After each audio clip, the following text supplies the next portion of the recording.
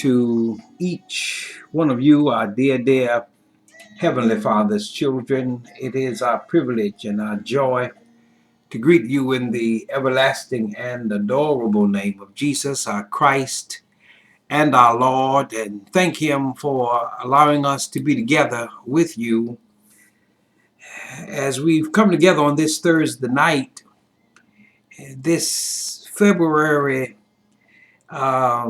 opening affords us to celebrate with the tribe of the month from our church and with the African American community, of which I am an honored member, to share with you embracing biblical values for your family. These are practical insights from Psalm 1.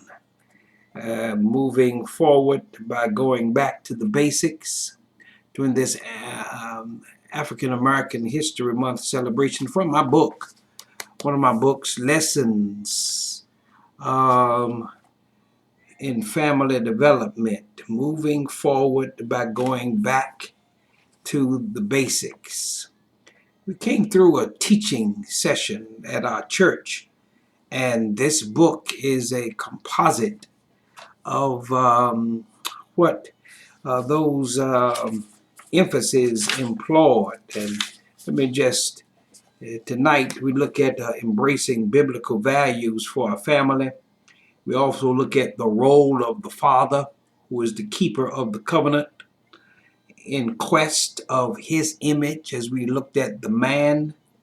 Then we look at the ministry of restoration.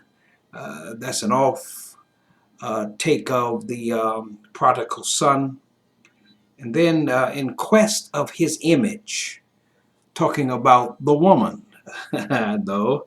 And then the family and satanic seduction is our seventh area. And then the eighth area we looked at was when seduced images produce angry offsprings.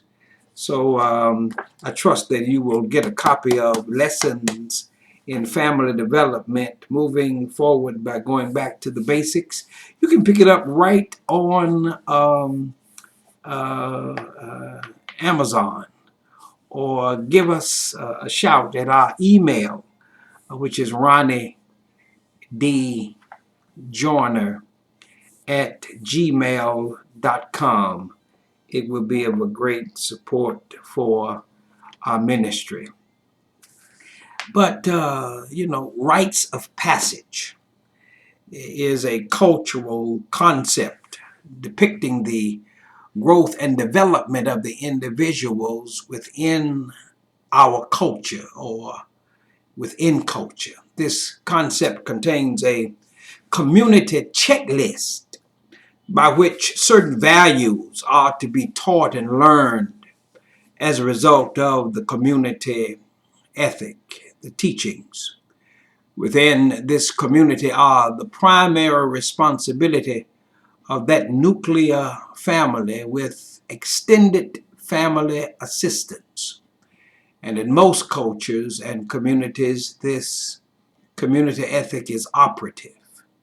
As it follows the African proverb, it takes an entire village to raise a child, to raise a child, to raise a child, and to fortify that child with the substance of personhood, which out of that community should help embrace the ethic of a kinship derivative. It has to do with a community and covenant. A covenant is a stated body of standards by which a community follows. It is the agreement that community upholds through lifestyle adherence and participation. It is spiritual, social, political, and for many, therapeutic. Values are expressions of our village upbringing or village upbringing. Values. Values. Let's take the V in it. They are village vestments which clothe those who are born into it. The A in values are attainments which assimilate us into the cultural traditions.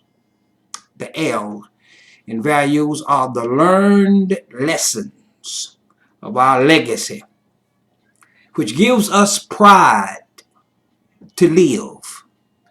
The U in values are the ultimogenitude of everyone within the village structure to endow and secure our future. The E in values are the embracing eternal electics, which help us build well-rounded communal lifestyles. And then the S in values are the salubrious promotions to keep our villages healthy. Values, we talk them, we live them, we embrace them, we pass them on. And the passing on is the nurture that we gain from it. We all are family. Evelyn Norfleet, a saint, many member of my second church, the Mount Lebanon Baptist Church in Norfolk, is originally from North Carolina. And she declares that because of her upbringing, everyone she meets is her cousin. And to a large extent, all of us who walk atop this God-given green earth are cousins. All of us came from the same creator. And we may have been afforded with opportunities of coming from different sections of this embrace of earth, but we're cousins. We're cousins. We're cousins. And herein is kinship derivatives through the covenant. And they regard each one of us who embrace what is relatively called covenant community. We all are embraced by this covenant. And there are some principles we are following right now, such as masks and social distancing and the washing or the cleaning of our hands to keep them from further polluting a circulatory system and coronavirus. We're cousins. I don't want to see my cousins sick. And when I see pictures of hospital rooms and caretakers, I have two nieces who every day they are participating and helping to bring to a greater healthiness persons within their hospital purview, and they're my cousins. They're my cousins, my nieces, taking care of cousins. So that accountability that they've synchronized, and all of the nurses and doctors and health professionals living now within a synchronization, synchronized on aiding and assisting cousins in getting healthy. So as we celebrate African American history this month, as a matter of fact, every day we celebrate it, we are celebrating cousins here in this community we're living in right now. So A level of family accountability addresses the theme of values. And values are derived out of our nuclear families as well as the community of families or our extended families. Psalm 1. Psalm 1 carries an excellent body of wisdom which can help translate negative lifestyle values into positive ones when properly appropriated. Many of us were brought up and can almost quote Psalm 1 without any hesitation. Blessed is the man that walketh not in the counsel of the ungodly, nor standeth in the way of sinners, nor sitteth in the seat of the scornful, but his delight is in the law of the Lord, and in his law doth he meditate day and night, and he shall be like a tree planted by the rivers of water that bringeth forth his fruit in his season, and his leaf also shall not wither, and whatsoever he doeth shall prosper. The ungodly are not so, but are like the chaff which the wind driveth away. And therefore the ungodly shall not stand in the judgment, nor sinners in the congregation of the righteous. For the Lord knoweth the way of the righteous, but the way of the ungodly shall perish. Family values are expressed through living in what we refer to as 3 positive positions. The walk or the counsel, that is our position. Secondly, the stand or convictions that we carry out. Thirdly, the seat or the place of communion becomes a place of sharing as we live with cousins. With cousins. So how can we embrace the values outlined in Psalm 1 that they may help us have brighter futures today and pulling us onto the other side of this pandemic? So first, let us review this body of wisdom and see what it has to say concerning our walk or counsel, which influences lifestyle. Blessed is the man that walketh not in the counsel of the ungodly. The wisdom of this first verse suggests that families can be blessed if the head of the house has the right set of principles and counsel governing their life. The implication of the text, man or ish, should act responsibly in fulfilling the duties of a man. In many family cases, there is an absence of men present in the family structure who are fulfilling their responsible roles as the man. And I suggest that the counsel received from ungodly sources have contributed to this fact of dismay. The ethic of the text implies that a man should learn how to be a man before he becomes a man through the manly training which should be found in the home of every family. Men are boys before they become men.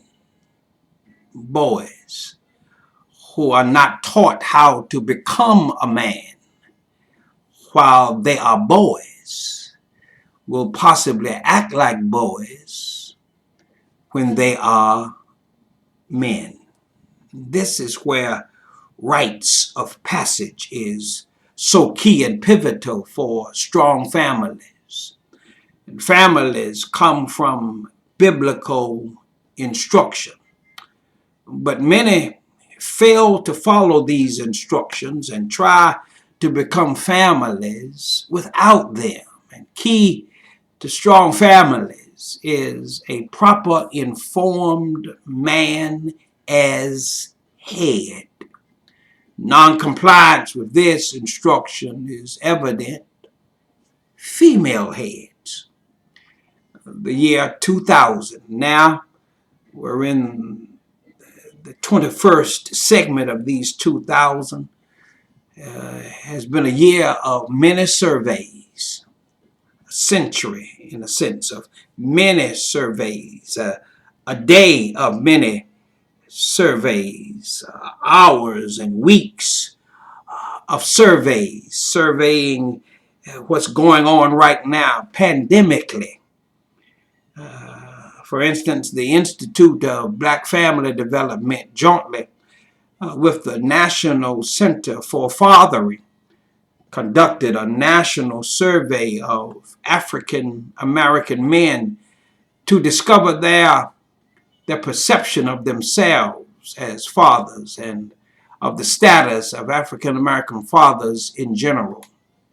Approximately 248 men from 10 states, more than 15 cities, and the District of Columbia responded to the survey, and a majority, 89.3% correction, of those responding to the survey perceived the father's absence from the home as the most significant problem facing Black America.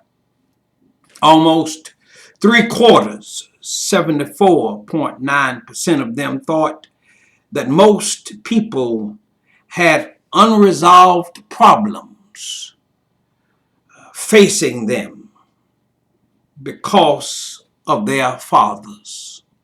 Slightly more than 2/3, 67.3% agreed that today's fathers spend time that should be more with families, but they spend more time outside the home too long, leaving their children without the father that need them. Only 33.5% of the fathers agreed that most fathers know what is going on with their children, but a slight majority, 53.2% of them, thought that most fathers are doing a good job providing for their families financially.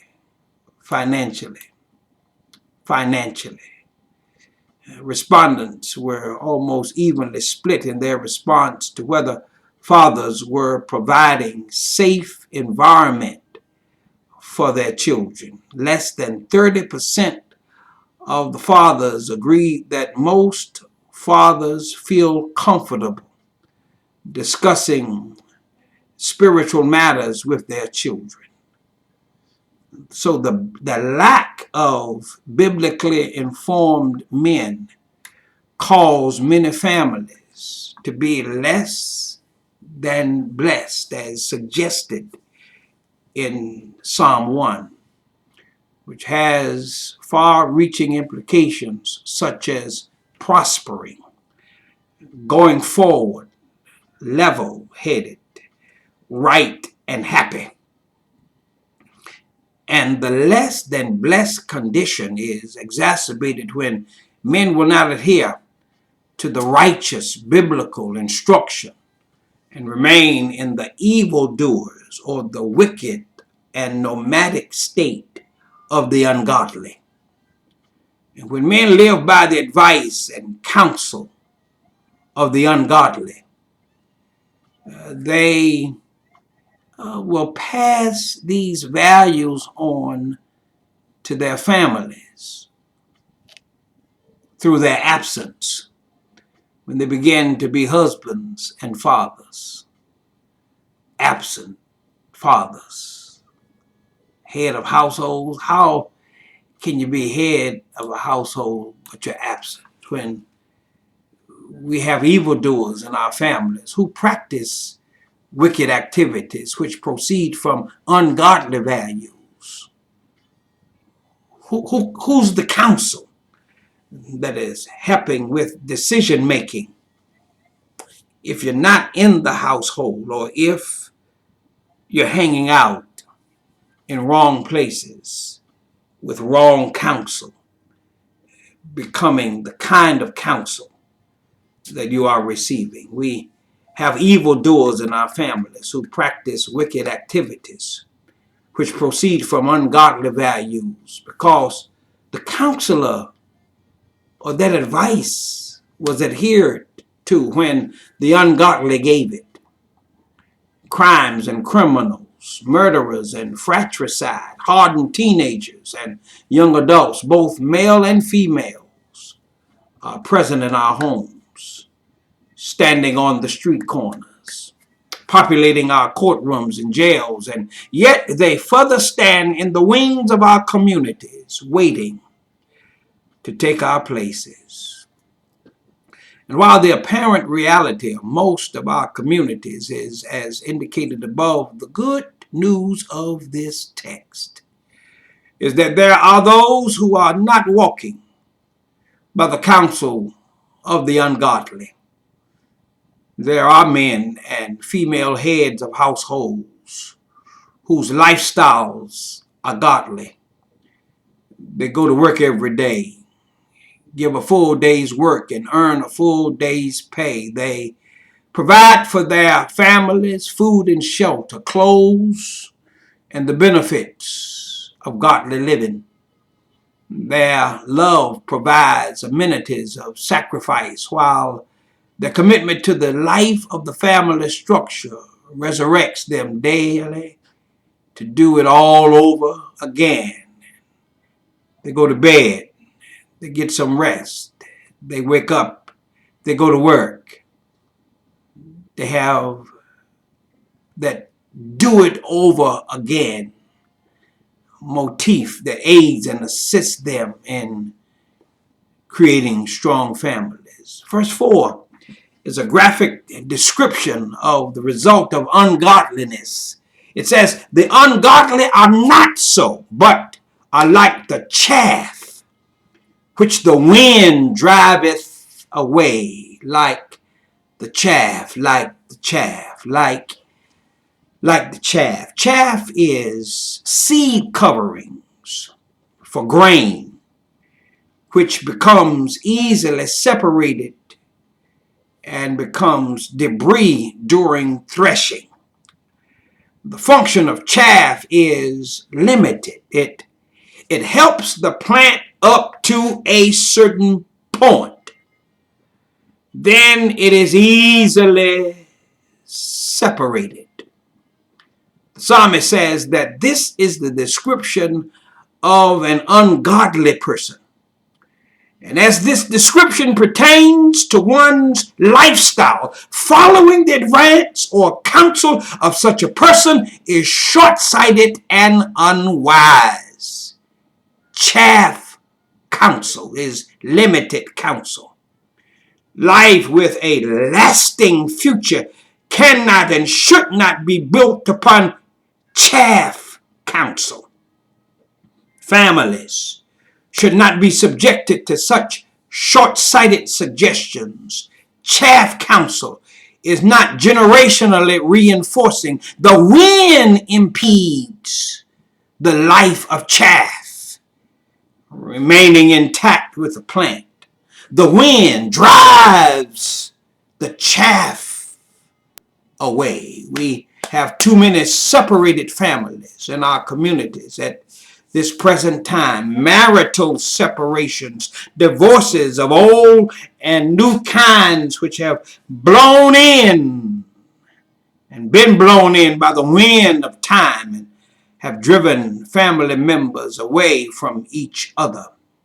Fear, anger, rage, occultism, promiscuous sex and extramarital affairs, witchcraft, and drugs are some of the winds which have separated us through its drives within our family structures. The result, chaffed families made up of chaffy individuals living chaffed lifestyles in a chaffed society.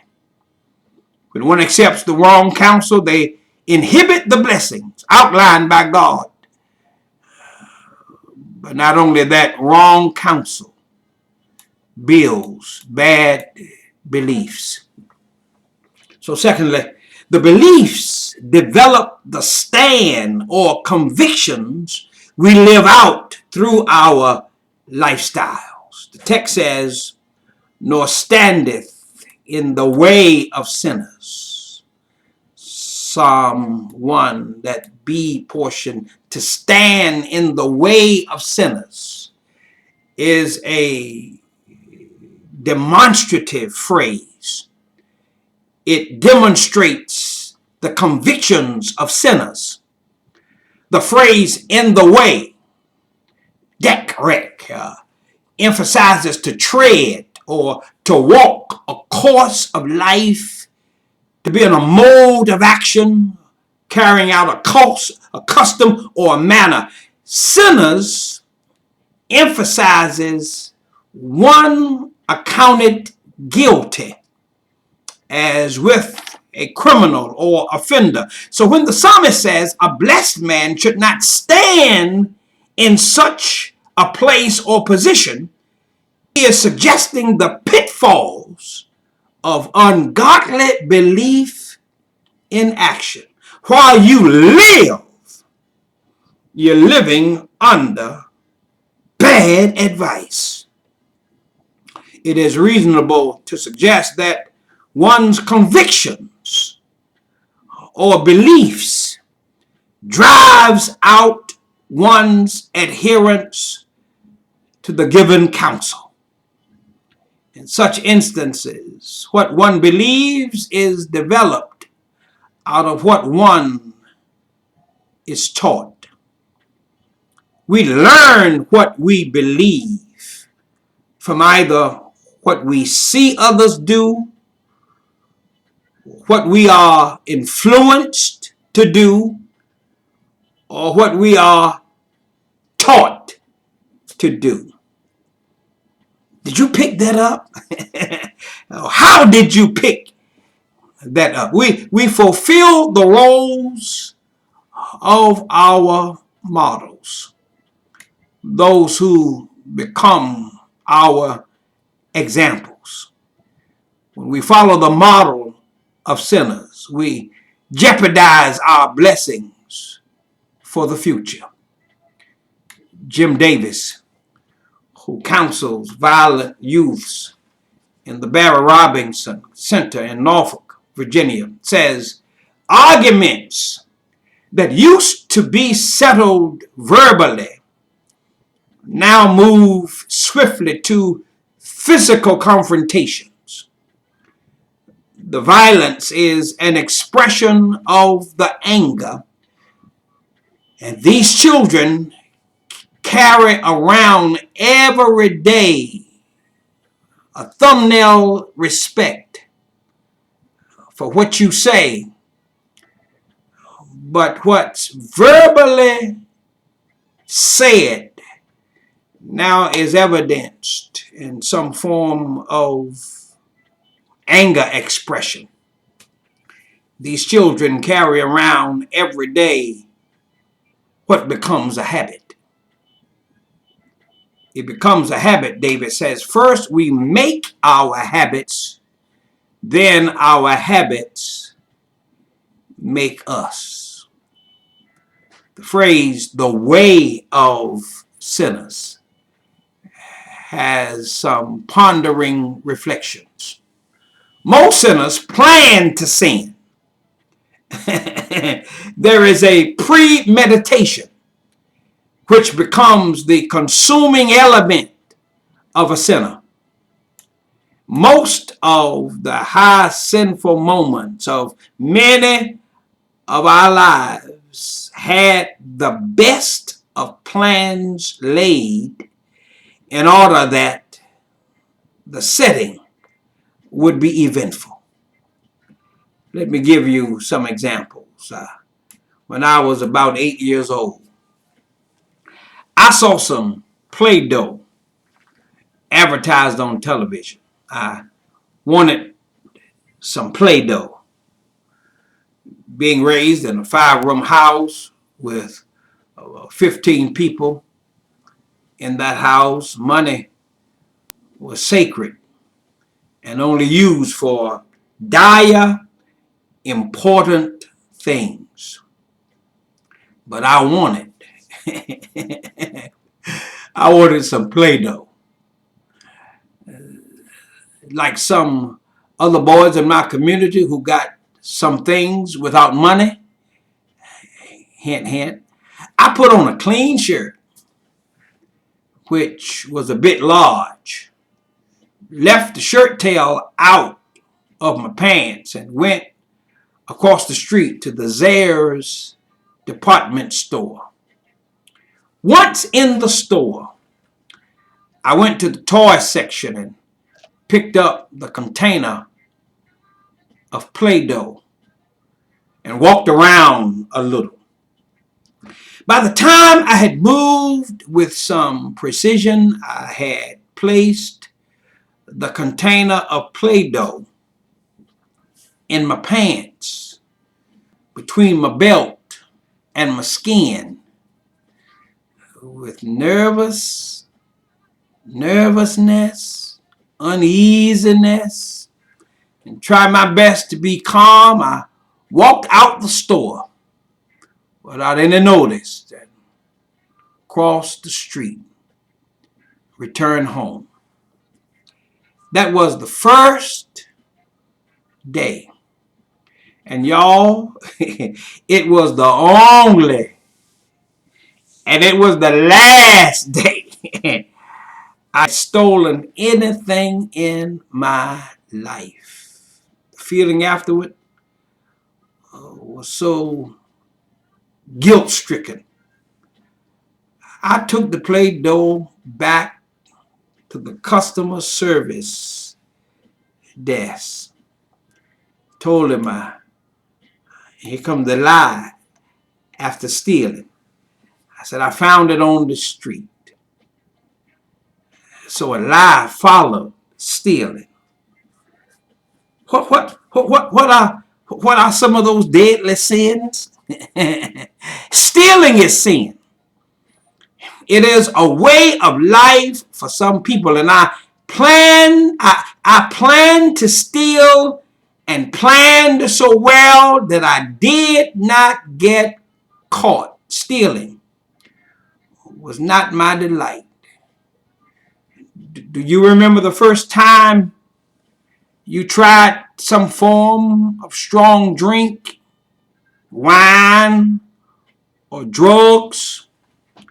I went to a party while in college, sporting a bit because I was maturing, away from home and in social settings like I used to see on TV. I committed a cardinal sin while socializing.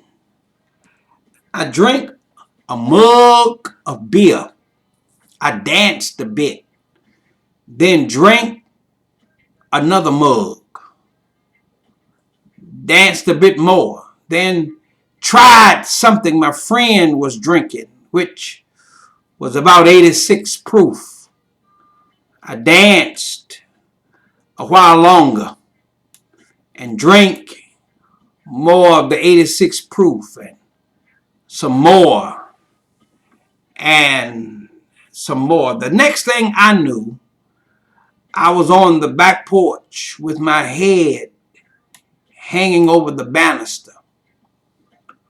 I was taken home, put to bed, and the bed would not stop moving.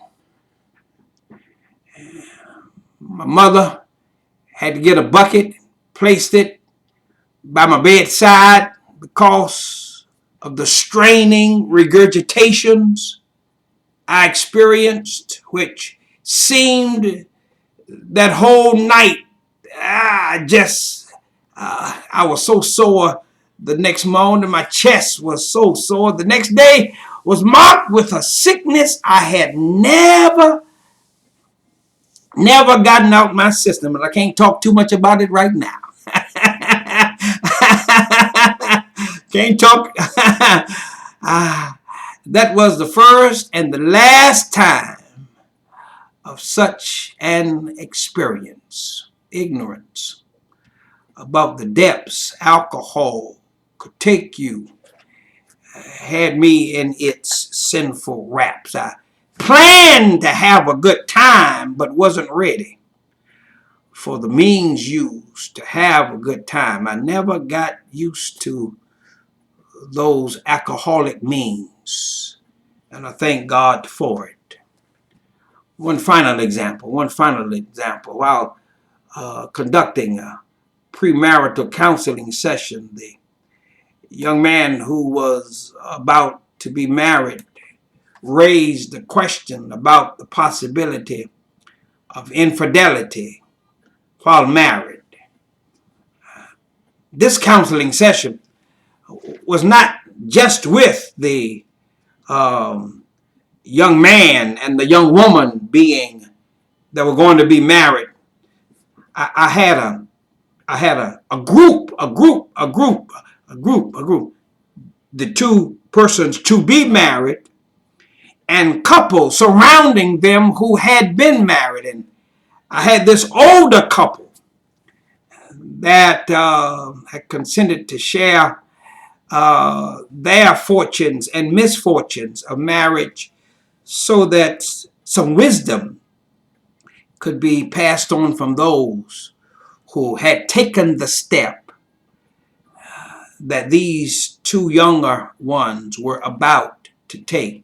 And an older married gentleman in attendance gave a personal illustration on how he was cured of this 7-year itch that this younger man had heard from conversation with other young guys. The older gentleman related that he had close working relations with a very attractive female at the place of his employment. They had grown to be very friendly and shared with each other's families at other social gatherings, church and inter-family celebrations. He further shared that they had conversations and lunch without any sexual acts for about 6 years. And they had talked about it, but only in a joking manner. Then one day, while at lunch, he said the conversation turned into a plan. And one of those unexplainable moments both had tried to avoid occurred. The married man and woman consented to meet at a hotel outside the city they lived in, and the plan was to tell their spouses they had to work that night. The gentleman secured the hotel room, purchased flowers for the room, new cologne, got a haircut, purchased a new relevant wardrobe for the occasion, and ordered room service for a very special evening. While all of this was going on, the woman was having second thoughts because of two basic reasons. First, the man's wife was one of her personal friends. And secondly, she began thinking, how would she feel afterwards? And maybe the friendship they had now would never be the same. So the woman, being the friend she was, gave the man's wife a call and told her to come take a ride with her. She told her to dress up because they were going someplace very special. She did not tell the wife exactly where they were going, only that the special gathering was at this certain hotel. When they arrived at the door, the wife was a bit apprehensive and equally puzzled when the knock was placed on the door and her husband answered. Then their eyes met. The other woman spoke before anyone else said anything and said, "Surprise! Here she is, as you asked me." The older gentleman said, that night was the new beginning to the 40+ years of marriage for he and his wife, because a friend to both himself and his wife thought more of their relationship than just what one night could do to destroy many relationships. The way of sinners has destruction written all over it. When one can read the label of sin which is placed on every sinful situation, they should read so well that sin will never be committed. Blessed people should not follow the example of sinners. Blessed people must know what they believe and act accordingly. For the psalmist in verse 2 became the antidote. He says, "But his delight is in the law of the Lord, and in his law doth he meditate day and night." Meditation.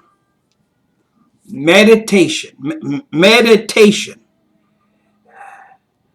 knocked on the door of that hotel room. The delight of a blessed person should be different from one who is a sinner. His delight speaks of the value system of the psalmist. It takes its inclination, its purpose from that which birthed it. Delight is parentally intimate. In other words, it has to do with mothering and fathering into a setting to secure it with positive influences. The law of the Lord is the centering standard of a blessed person. It should be for every family. The Torah is the precept and standard teaching of the Hebrew. It is the first 5 books of the Bible, the Decalogue, the Pentateuch. It takes the order of God, the manner of living, and the customs of his people. The Hebrew is to have such a delight in this law that one is led to be mothered by it, both night and day. The psalmist uses the term meditate. It means to be in pleasure, to ponder, to make it, to imagine, to speak of it, to study it diligently, to talk about it or utter it, stay in it, and continually muse or meditate upon it. It has reference to being totally consumed by that individual. that the word becomes flesh and it dwells among each one of us. Here is the essence of developing one's beliefs and convictions. They should be developed out of the standard of God, out of the law of God. There is another side to ungodly convictions. Verse 5 emphasizes it. It says, therefore, the ungodly shall not stand in the judgment, nor sinners in the congregation of the righteous. The ungodly and sinners place themselves in jeopardy because of their convictions. The blessed person who follows them will taste of the same end. The ungodly shall not stand in the judgment. In other words, what is ungodly will not let anybody make it through the verdict of God's divine law. God has all the necessary knowledge concerning each one of us, and to make it through the judgment that he will be overseeing will be impossible without him. Nor sinners in the congregation. The testimony or the witness of a family of the righteous, those who have moral and lawful standards, reflect the rightness of God. So the other side, if one is unable to stand under the scrutiny of the judgment, nor with the congregation or family of the righteous, their end is quite dismal and different from those who are blessed. Then finally, let us look at the final position, and that of one's seat, or how you commune with others. Nor sitteth in the seat of the scornful. The C portion of the verse. Verse 1. What is the seat of the scornful? Where are you sitting right now? Scornful is the Hebrew that is pronounced loots, L-O-O-T-S, and it is from the primitive root which means to make mouths, to make mouths. When one makes a mouth, it has reference to speaking a foreign language or speaking different from that which is being spoken. To sit in a scornful person's seat is to sit as one who is mocking the language of those you are sitting with, or belittling the setting with foreign talk. It is being disrespectful or creating confusion. It is difficult to get understanding in such a setting. You do not come away from a setting with good vibes, but rather you come away with missed understanding. So what creates scornful folk? Verse 6 suggests that the lack of the Lord's generational enhanced knowledge may be a reason, in addition to the way or the character of the ungodly. Lieutenant Jim Severa, in part of the Virginia Beach Community Policing Project, says the statistics reflect that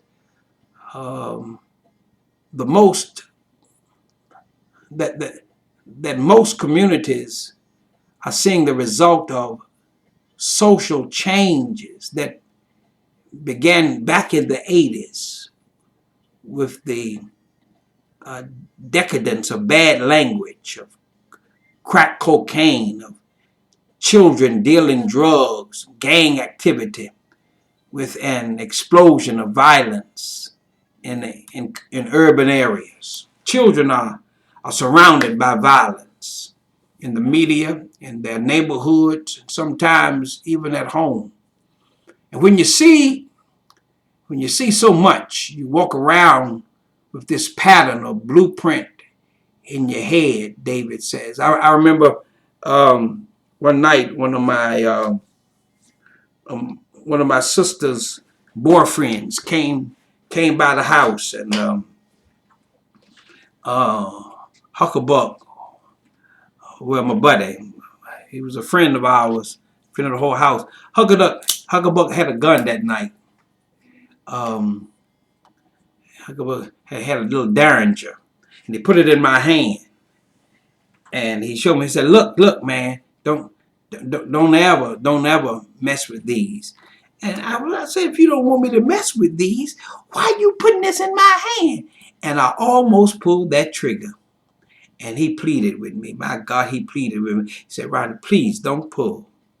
Please don't pull that trigger. Don't pull it. Don't pull it." I said, "You told me it wasn't real." And he said, "Don't pull that trigger." I didn't pull it. Y'all, God knows I was close, but I didn't. He said, "Let me show you. If you had pulled that trigger, what would have happened?" And we went out on the back porch of my grandmama and granddaddy's house, pointed that gun at a barn that was out there in the backyard. And larger than almost, well, it looked like large to me, the top of a trash can. It was about that hole in the side of that empty building was as large as the top of a trash can. Children are surrounded by violence in the media, in their neighborhoods, and sometimes on their back porch. When you see that so much, you walk around with this pattern or this blueprint in your head. Lieutenant Davis says, adolescents are going to act out what they feel instinctively. The last thing they consider is the consequences. I was so glad I didn't pull that trigger. I would have murdered, I would have killed my friend of my sister. If children are not taught how to handle their anger or how to resolve conflict, they resort to violence.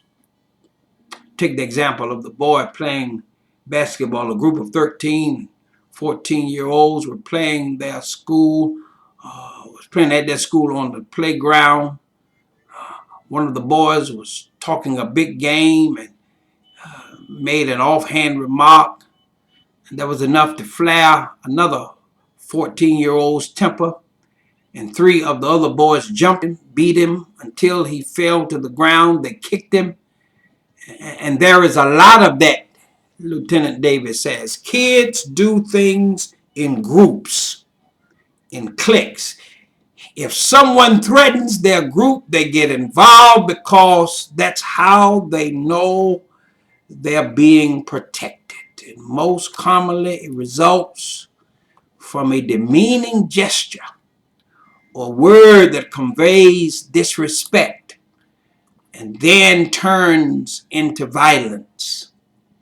Weapons aren't usually involved, but when they are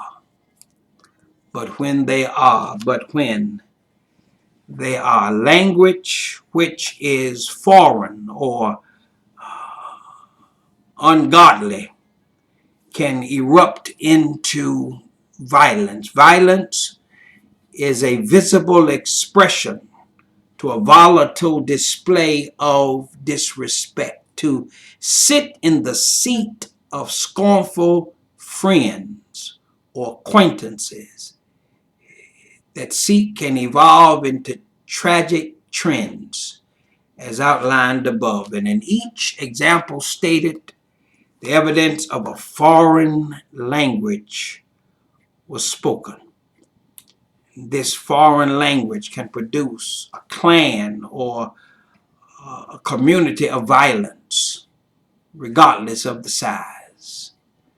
Distraught communities throughout the Commonwealth of Virginia are searching for answers to curtail the violence evolving within our cities, our counties, our neighborhoods. Some of the overtures are good, but not totally redemptive and rehabilitative. In Virginia Beach and other communities, police officers have been assigned to each middle school and high school. Here the attempt is to build a rapport and help prevent, build a rapport and help prevent, build a rapport and help prevent trouble before it starts. And in too many of our schools, too many of our communities, it's not a curtailing of violence, it's a disrespect for our cousins. For our cousins. We may not be the same color, not be of the same kind, but the disrespect produces a lot of dismay and heartbreak today. Positive differences within the generations are already being made. Tony Evans, pastor of the Oak Cliff Bible Fellowship there in Dallas, friend of ours, head of the Urban Alternative, related a story which addresses positive differences being made in many communities. He tells the story of Jim, whose father belonged to a church which had a strong ministry toward young people, and how Jim stole $1,500 from his employer. He was caught and faced a jail term. Jim's jail term would have cost taxpayers $15,000 a year, and chances are Jim would have learned more criminal ways while in jail. Instead, he received a sentence that changed his life. Using the biblical principle of restitution, men from his father's church told the judge that the church would give him a job and would garnish his wages to pay back the stolen funds. In addition, the men stated that, "Judge, we're going to hold Jim accountable by assigning men to him to mentor him by example and show him what a man was really to do and to be." The judge allowed it. The men of the church began to brother the young man and nurtured him in the faith. And today, Jim's debt is paid in full to the employer. The state was saved money. A young man's life was turned around, and a father was made proud of a one-time wayward son. In addition to this, Jim is now married, the father of 2 sons, and active in several ministries of that church, including this one, which helped him get his life straightened out. The judge was so impressed with Jim's transformation that he asked the church to provide the same program for 20 other juvenile offenders. Like Jim and countless others, when one-time scorners change their seats, other saving changes can help them stand up better. The church must decentralize itself in the areas of unproductively just preaching without turning that word into a way to change lives. The standard of Christ, as emphasized in Psalm 1, would never have a nurturing effect. The church must decentralize itself in the area of unproductivity and let this word graphically illustrate that when Jim changed his thinking, his counsel, he changed his environment.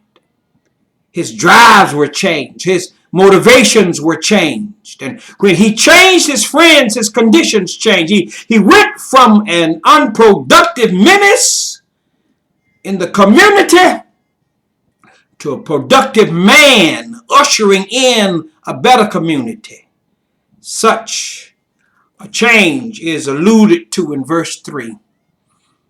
And he shall be like a tree planted by the rivers of water that bringeth forth his fruit in his season, and his leaf also shall not wither, and whatsoever he doeth shall prosper. So as I come on in now, been out here a little while, like Jim's transformation, the psalmist implies that a transplanting takes place.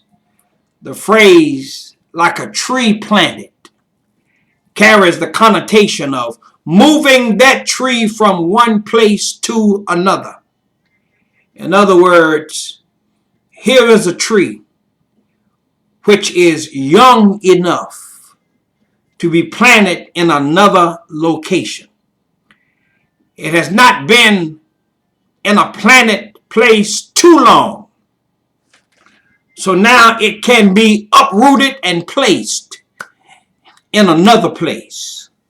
The roots which were holding the tree in one place have not been so spread through growth that when uprooted, it destroyed the life of the tree. But instead, when uprooted, a better place is sought and a greater life is given to the tree.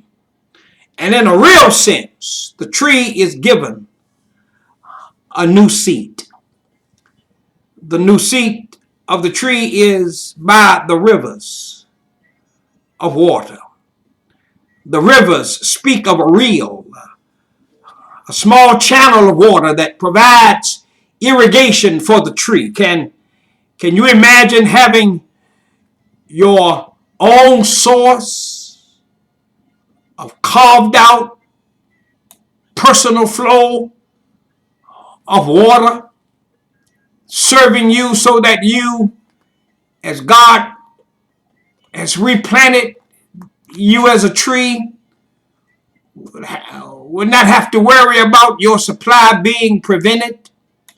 This personal attention is a reminder of the sensitive nature of God toward a newly planted believer, a new child in the family, and the nurture we are to provide for it. The new seed has purpose as well as it is to be fruitful. But God has timed the fruitfulness of the tree. It is to be fruitful in his season.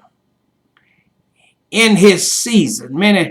Many questions of expectations are made upon our young people, and one glaring word is their period of growth. And this growing period, these spurts, have made many parents wonder if all they have done and is doing at this present time have aided that child in producing at an unproductive or the wrong time. What is the time of fruitfulness of your child? When was your fruitful time?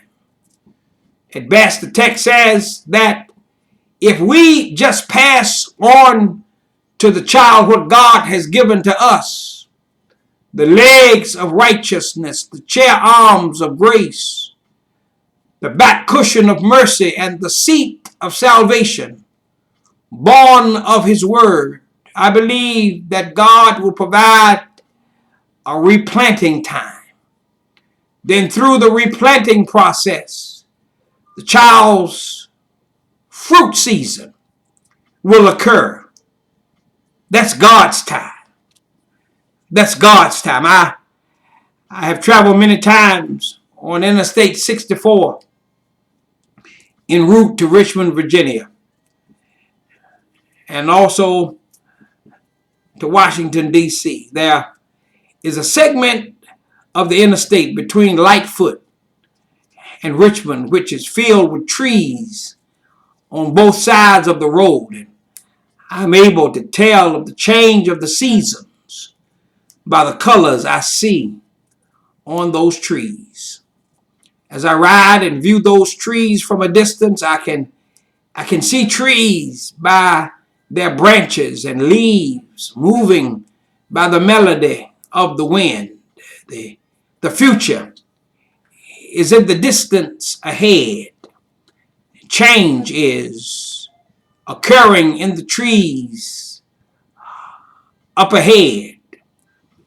We can detect those changes in the colors found on those trees.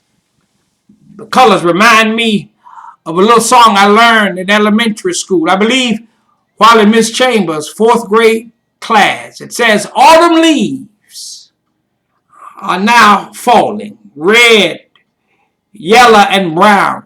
Autumn leaves are now falling. See them tumbling down. And it had a little fa la la la la la la. What colors?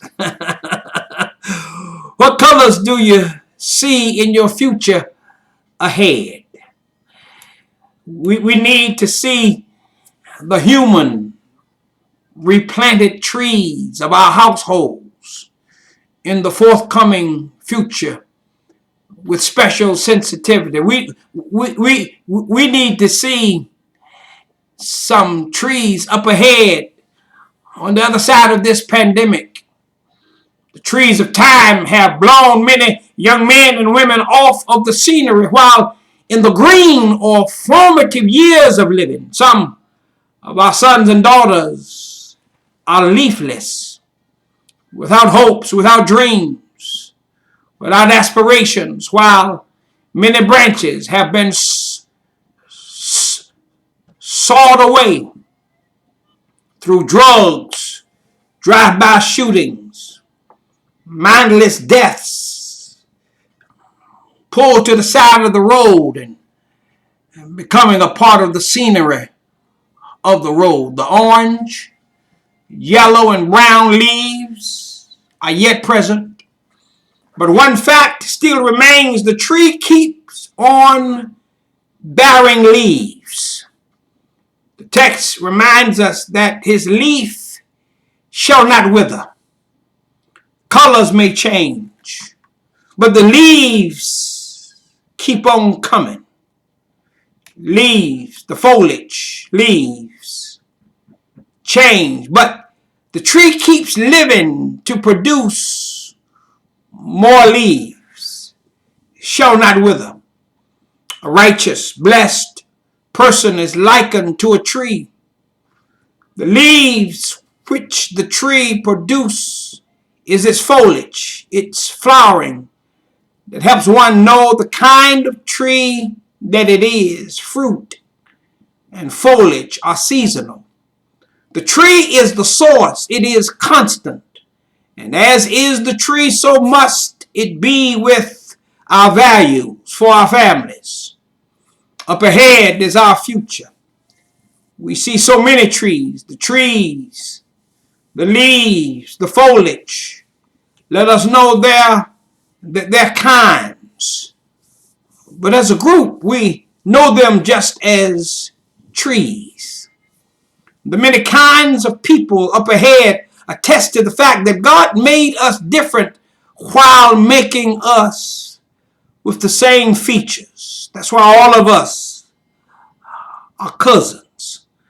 Nonetheless, one final feature is active in the lifespan of a righteous, of a blessed person. Whatsoever he doeth, it shall prosper. With a strong spirituality operative in most African Americans, this leaf color has some change to it. We do not all express our spirituality the same, but there is a strong regard for the spiritual among us. The spiritual link holds the strength of our future. The strength of our future is in our spiritual doings. And as the lifeline of a tree is its roots by the rivers of water, so must be the future of our families. We must remain intact by God's irrigating provisions, opposed by the seeming latest spiritual witchcraft displayed in the psychics, change efforts through the lottery, and a strong moving away of those value-producing roots many of us experienced as we grew up. God's true children should not be led astray by this satanic belief system. Clarence Walker, in his book, Breaking Strongholds in the African American Family, says African Americans are descendants of Ham via his son Cush, whose name means black, dark-skinned, or ebony-colored. His Hamitic people's religious practices often include the use of drugs, spells, and enchantments. African American drug addicts are often simply continuing the legacy of their ancestors. The effects of drugs on users can appropriately be described by words such as enchantments, trance, and spell. We will never solve the drug problem until we stop calling it drugs and start calling it what God calls it, witchcraft. The crisis will not be eliminated until we stop seeing it as a social issue and start viewing it as a spiritual issue. And we must stop relying on carnal weapons to defeat and start relying on spiritual weapons. We in the Christian community, those who are African Americans, must stop calling the problems in our communities by the definitions others give us. We must define what is satanically present by the name the Lord has given it. And when we begin to practice this age-old ethic, this self-determination, this new attitude for the family shall help us to prosper. Dr. E.V. Hill of Los Angeles, California, was asked why he still called African Americans Negroes. He said, while I fully understand the designation African Americans and the consciousness associated with it, I still have a visionary hope for my people with the perspective of yesterday. This paradoxical hope is when we were called Negroes, we built Fisk University. When we were called Negroes, we built Bishop College. When we were called Negroes, we built Virginia Union University and other associated institutions. When we were called Negroes, we built Howard University. And today, sitting in the seat of the Vice President of the United States is a byproduct of what Negroes did when we got started with Howard University. And Dr. Hill finally says, why do I call African Americans Negroes? We are barely able to keep Fisk open.